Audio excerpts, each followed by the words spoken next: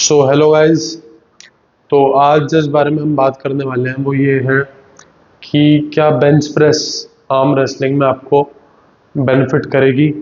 क्या bench press बढ़ाना आपको एक आर्म रेसलिंग में कैरी ओवर मिलेगा उसका, और मिलेगा तो कितना मिलेगा, और क्या अपनी बेंच प्रेस को बढ़ाना एक सही अप्रोच होगा अपनी आर्म रेसलिंग को बेटर करने का।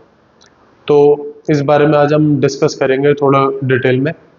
तो स्टार्ट करते हैं। तो पहली बात ये कि ये जो प्रश्न है आता कहाँ से है कि बेंच प्रेस बढ़ाने से हमारी आर्म रेसलिंग बेटर हो जाएगी। तो अगर ये सवाल, मेरे को लगता है कि ये सवाल आता है यहाँ से कि जो आप जिनको देखते हो ना, वो शायद एक्सेप्शन हो सकते हैं। कि आप अपने आप को जिससे कंपेयर कर रहे हो, जिसको आप देख रहे हो, वो शायद एक्सेप्शन हो सकता है।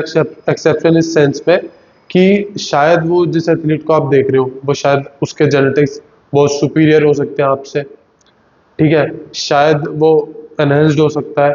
ठीक है, नेगेटिव सेंस में मत लेना, बट ये एग्जांपल मैं दे रहा हूँ जो कि काफ़ी हद तक सच भी है। शायद वो बहुत ज़्यादा एनहेंस्ड हो सकता है, या फिर शायद वो पहले किसी कोई गेम खेलता हो, कैलिस्थेनिक्स करता हो, उस पर अच्छे लेवल का एथलीट हो, पावर लिफ्टिंग करता हो, कई साल उसने पावर लिफ्टिंग को दिए, या मसल बिल्डिंग करता हो, या कोई भी ऐसा गेम करता हो। उसके बाद वो अब शिफ्ट हो गया आर्म रेसलिंग में, तो उसको एक अपर हैंड होगा आपसे। और अगर आप उसकी लिफ्टों को अपने आप से कंपेयर करोगे, उसकी लिफ्टिंग को, तो आपको लगेगा कि शायद मैं कहीं कुछ गलत कर रहा हूँ, शायद मेरे को इसकी अप्रोच अपनानी चाहिए। बट ये एक्सेप्शन है। आपको कंपेयर करना है एक मेन स्ट्रीम से अपने आप को, या फिर अपने आप को एक नेचुरली नेचुरल एथलीट से, जो अपने आसपास के लोग हैं उनसे। ठीक है, और बट क्या होता है, एक्सेप्शंस जो होते हैं उनके बारे में ज़्यादा बात की जाती है, वो ज़्यादा आपको विजिबल होंगे। ठीक है, तो आपको ज़्यादा लाउड लगेगा क्योंकि उनके बारे में बात हो रही है, तो आपको लगेगा शायद यही सही अप्रोच है। तो आज हम उस बारे में बात करेंगे थोड़ा डिटेल। तो डिस्कस करते हैं बेंच प्रेस के बारे में। तो क्या है, जब हम बेंच प्रेस की मूवमेंट है उसको डिस्कस कर लेते हैं। जब हम बेसिकली बेंच प्रेस एक पुश मूवमेंट है। जब लोड है बार पे, जब लोड आ रहा है ग्रेविटी के साथ, हमारा वर्क स्टार्ट होता है जब हम अगेंस्ट द ग्रेविटी लोड को पुश कर रहे हैं। ठीक है, लोड को हम ग्रेविटी के अगेंस्ट पुश कर रहे हैं, ऊपर लेके आ रहे हैं, तब सारा वर्क हो रहा है। ये हमारी बेंच प्रेस की एक मूवमेंट हो गई। और क्या क्या चीजें इन्वॉल्व है बेंच प्रेस मारते हैं। हेड टू टो बात करते हैं। हमारा बेसिकली चेस्ट की मसल इन्वॉल्व है, हमारा ट्राइसेप इन्वॉल्व है, शोल्डर्स इन्वॉल्व है, कंपाउंड मूवमेंट है बेंच प्रेस एक। ठीक है, हमारा ये वाला जॉइंट, एंगल के अराउंड जो जॉइंट है ये इन्वॉल्व है। ठीक है, रिस्ट इन्वॉल्व है, रिस्ट इन्वॉल्व है हमारी। ठीक है, हमारा लैट्स इन्वॉल्व है, हमारी लेग ड्राइव इन्वॉल्व होती है, हमारी कोर की स्टेबिलिटी इन्वॉल्व होती है। तो जब हम बेंच प्रेस मार रहे हैं, हमारी ओवरऑल एक चीजें डेवलप हो रही है। तो नो डाउट, भले ही वो बेंच प्रेस हो, पावर लिफ्टिंग हो, बेसिक मसल बिल्डिंग हो, कैलिस्थेनिक्स हो, अगर आप ये करते हैं तो उसका आपको आर्म रेसलिंग में बेनिफिट मिलेगा एक नॉर्मल इंसान से जो ये चीजें नहीं करता। आप वो जो सिर्फ आर्म रेसलिंग करता है, बट एक पर्सन है जो ये लिफ्टिंग करता है, उसको बेनिफिट मिलेगा। ठीक है, उसको थोड़ा बहुत कैरी ओवर मिलेगा क्योंकि आपकी ओवरऑल स्ट्रेंथ बढ़ रही है, उसका आर्म रेसलिंग में बेनिफिट मिलेगा। बट कितना बेनिफिट मिलेगा, क्या उसको ही बढ़ाने में मैं लग जाऊं अपनी बेंच प्रेस को, क्या यही सही अप्रोच होगी? तो हम उसको भी डिस्कस कर लेते हैं। पहली बात ये कि बेनिफिट तो होगा, कैरी ओवर होगा थोड़ा। भले ही वो आर्म रेसलिंग नहीं है, मैं ओवरहेड प्रेस भी मार रहा हूँ ना, मैं डेडलिफ्ट मार रहा हूँ, मैं स्क्वाट मार रहा हूँ, उसका बेनिफिट मेरे को थोड़ा बहुत 10% 20% आर्म रेसलिंग में मिलेगा ही मिलेगा। बट क्या उसके पीछे लग जाना है? तो ये भी समझ लेते हैं। तो अभी हमने ये समझ लिया कि हाँ, बेंच प्रेस हमारी एक पुश की मूवमेंट है। और आर्म रेसलिंग के जितने भी प्लेइंग स्टाइल हैं, भले ही वो टॉप रोल हो, हुक हो, उसके बाद शोल्डर प्रेस और किंग्स मूव तो बहुत कम लोग खेलते हैं। मेजोरिटी लोग खेलते हैं टॉप रोल और हुक। ठीक है, तो पहले हम टॉप रोल को डिस्कस कर लेते हैं। जब मैं टॉप रोल खेल रहा हूँ तो जब मैं टॉप रोल खेल रहा हूँ, बेसिकली टॉप रोल में क्या है, मूवमेंट है, सामने वाले की फिंगर्स पे अटैक करते हुए, उसको खोलते हुए, रिस्ट तोड़ते हुए पीछे की तरफ पुलिंग मूवमेंट है। बेसिकली ये मूवमेंट है टॉप रोल की। ठीक है, और ये इसमें भी कोई पुश की मूवमेंट नहीं है। ये एंगल इन्वॉल्व है, बेंच प्रेस आपका ये एंगल स्ट्रॉन्ग करेगी, तो आपको टॉप रोल में और हुक में इसका बेनिफिट मिलेगा, क्योंकि सामने वाले को डिफिकल्ट हो जाएगा आपको एंगल तोड़ना।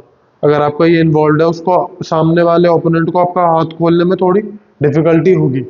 ये बेनिफिट तो है बेंच प्रेस का। और अगर आप क्लोज ग्रिप मारेंगे तो ज़्यादा बेनिफिट होगा बेंच प्रेस का। और अब हुक की बात करते हैं। अब मैं खेल रहा हूँ हुक। पहले कप करते हुए सामने वाले को करना क्या है, मूवमेंट क्या है हुक की, कप कर लिया, उसके बाद पुल करते हुए, पुलिंग मूवमेंट करते हुए अपने पाले में लाते हुए उसको पिन करना है। यहाँ पे भी कोई पुश की मूवमेंट नहीं है। ये कोई स्कूल या कॉलेज में जो हम आर्म रेसलिंग करते थे ना, बस हाथ गिराना होता था, उसमें हाथ दबा दिए सामने वाले का ओपोनेंट का, वो पुश वाली मूवमेंट नहीं है। टेक्निकल, बहुत टेक्निकल हो जाता है जब आप प्रोफेशनली करने लगो चीज़ों को। और उसके बाद शोल्डर प्रेस या ट्राइसेप प्रेस जो होता है, उसमें बेंच प्रेस का बहुत बेनिफिट है। एज इन कि आप जब सामने वाले का हाथ अपने कंफर्टेबल पोजीशन में आ गया, उसके बाद सामने वाले का हाथ दबाना है। ठीक है, सामने वाले का हाथ जब आपके कंफर्टेबल पोजीशन में आ गया, तब ये वाली मूवमेंट आएगी जो कि बेंच प्रेस से काफ़ी ज़्यादा रिलेटेड है।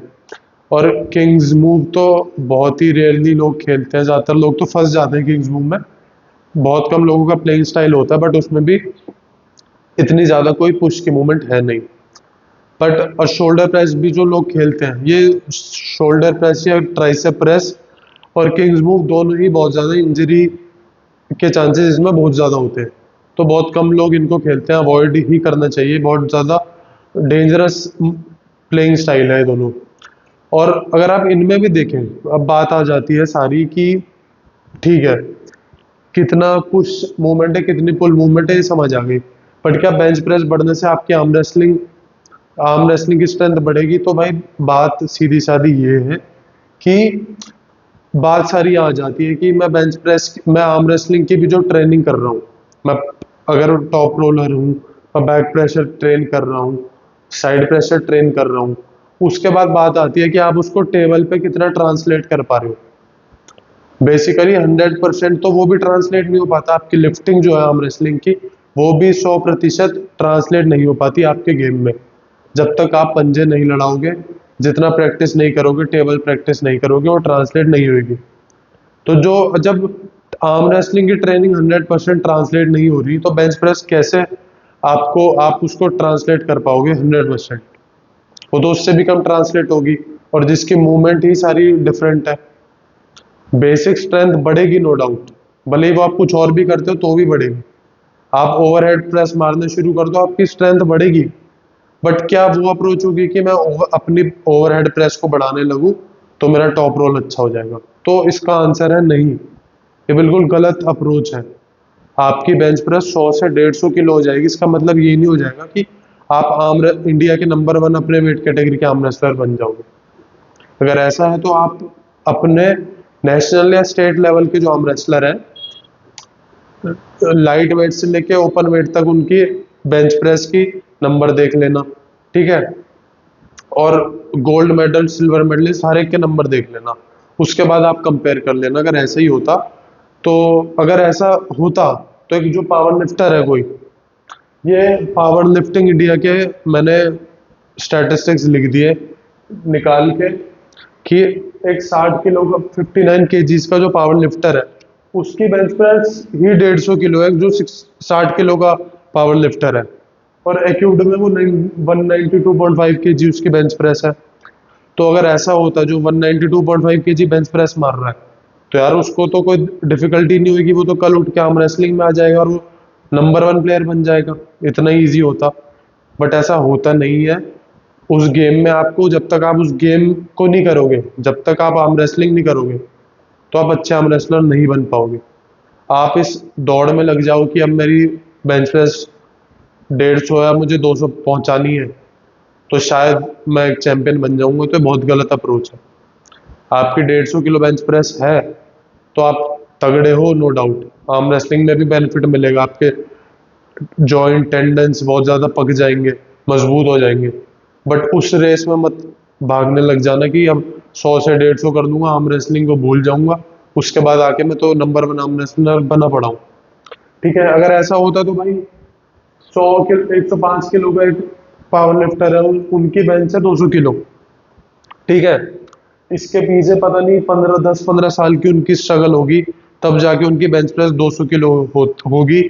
और उसमें भी नेशनल के स्टेज पे जब वो मार रहे होते हैं, डोपिंग एजेंसी होती है, बाद में उनका डोप टेस्ट होता है, ठीक है। तो नेचुरली ही बेंच मारते हैं, ठीक है। अब कितना नेचुरल होता है नहीं होता वो अलग डिबेट है, बट 200 किलो वो बेंच मार रहे हैं, स्टेज पे मार रहे हैं, लोग उनको जज करने वाले 3 जने बैठे हुए हैं, ठीक है।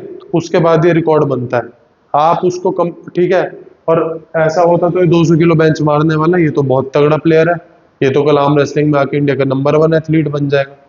बट वो नंबर 1 एथलीट नहीं बन पाएगा जब तक वो आर्म रेसलिंग में 5-10 साल नहीं देगा, ठीक है। ये सच्चाई है। ये आप उसको कंपेयर उससे मत करो जो शायद जिम में बेंच प्रेस मार रहा है, और जिम में वो क्या लेके मार रहा है क्या नहीं लेके मार रहा है, कोई उसको जज करने वाला नहीं है। और शायद वो जिम में जितनी बेंच प्रेस मार रहा है, कल वो पावर लिफ्टिंग के स्टेज पे मारने लगे तो उसका 50% भी ना मान पाए, क्योंकि वहां तो डोप टेस्ट होना है। तो गलत कंपैरिजन करोगे, अपने आप को गलत लोगों से गलत लोग एज इन गलत एग्जाम्पल से कंपेयर करोगे, ठीक है। स्टेरॉइड लेना कुछ गलत है नहीं है, ये अलग डिबेट चली जाएगी। गलत का मतलब है अपने आप को एक गलत चीज एक्सेप्शन से कंपेयर करोगे। एक्सेप्शंस लॉ नहीं होते, exceptions hold the law, but वो लॉ नहीं होते, ठीक है। एक्सेप्शन एक्सेप्शन से होते हैं, उनसे कंपेयर मत करो। आप अपने आप को कंपेयर करने लगो एक ओपन वेट के प्लेयर से, मतलब ओपन कैटेगरी के प्लेयर से, तो आप गलती कर, आपका वेट है लाइट वेट या मीडियम वेट के प्लेयर हो, कंपेयर कर रहे हो ओपन वेट के प्लेयर से, जिसको जिसके ऊपर कोई लिमिट ही नहीं है कि वो कितना, उस ओपन वेट के प्लेयर को तो कोई ऐसा ब्रैकेट है नहीं कि उसे 5-10 किलो की कैटेगरी में खेलना है।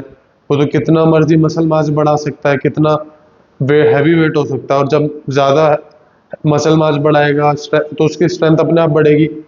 बट आप अपने आप को देखो, आपके पास 5 किलो का ही ब्रैकेट होगा शायद, या 10 किलो का ब्रैकेट होगा, आप इस रेस में लग जाओगे तो आपका मसल मास बढ़ने लगेगा, उस प्रपोर्शन में आपकी आर्म रेसलिंग की स्ट्रेंथ नहीं बढ़ पाएगी, ठीक है।